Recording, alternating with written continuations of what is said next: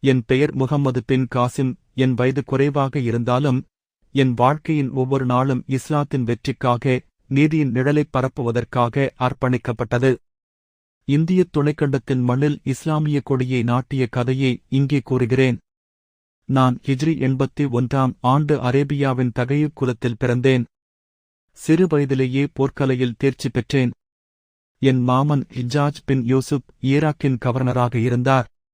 என்னைப் பொறுத்தமட்டில் வாளின் கூர்மையை விட நீதியின் கூர்மையே முக்கியமானது என்று நம்பினேன். என் வாழ்க்கையின் மிகப்பெரிய சோதனை வந்தது தற்கால பாகிஸ்தான் பகுதியில் இருந்த தாத்தா என்ற மன்னன் தாக்கப்பட்டதை அடுத்து. அவரது கப்பல்கள் கொள்ளையடிக்கப்பட்டன, பெண்கள் சிறைப்பிடிக்கப்பட்டனர். இது உமையத் கலீபாவுக்கு எதிரான ஒரு சவாலாகக் கருதப்பட்டது.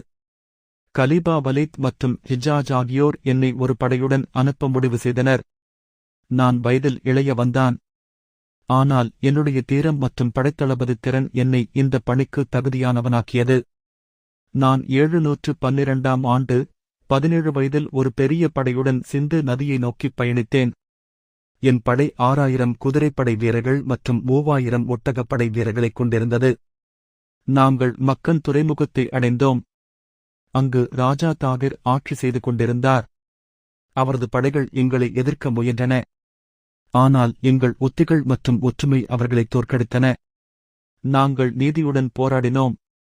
நான் என் படைகளுக்கு கண்டிப்பான உத்தரவுகளைக் கொடுத்தேன்.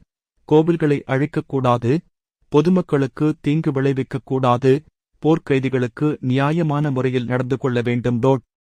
இந்தக் கொள்கைகளால் பல பகுதிகளின் மக்கள் எங்களுக்கு எதிராக போராடாமல் எங்களுடன் சேர்ந்தனர். நீர் என்ற நகரம், தற்கால ஹைதராபாத் வரை எங்கள் வெற்றிப் பயணம் தொடர்ந்தது. ராஜா தாகிர் எங்களை எதிர்க்க முயன்றபோது முல்தான் பகுதியில் பெரும் போர் நடந்தது. எங்கள் படைகள் வென்றன. இந்த வெற்றியால் சிந்து பள்ளத்தாக்கு முழுவதும் இஸ்லாமிய ஆட்சி நிறுவப்பட்டது. ஆனால் என் வாழ்க்கையின் முடிவு நெருங்கியது. ஹிஜாஜ் இறந்த பிறகு புதிய கலீபா சுலைமான் பின் அப்துல் மலிக் என்னை விரும்பவில்லை. அவர் என்னை சிறையில் அடைத்தார். இறுதியாக ஹிஜ்ரி 85ஆம் ஆண்டு எனது 23 வயதில் என்னை மரண தண்டனைக்கு உட்படுத்தினார். நான் இறக்கும் முன் கடைசி வார்த்தைகளாக நான் எப்போதும் நீதிக்காகவே போராடினேன் என்று சொன்னேன். என் வாழ்க்கை குறுகியதாக இருந்தாலும் என் வீரத்தின் கதைகள் நூற்றாண்டுகளாக நிலைத்துள்ளன. நான் இந்தியத் துணைக்கண்டத்தில் இஸ்லாத்தின் முதல் விதைப்பாளி. என் நீதியான ஆட்சிமுறை இன்றும் பாராட்டப்படுகிறது. ஒரு வீரனின் உண்மையான வெற்றி அவன் போராடிய நோக்கத்தில்தான் அடங்கியுள்ளது. இந்த வாக்கியத்தை நான் வாழ்ந்து காட்டினேன்.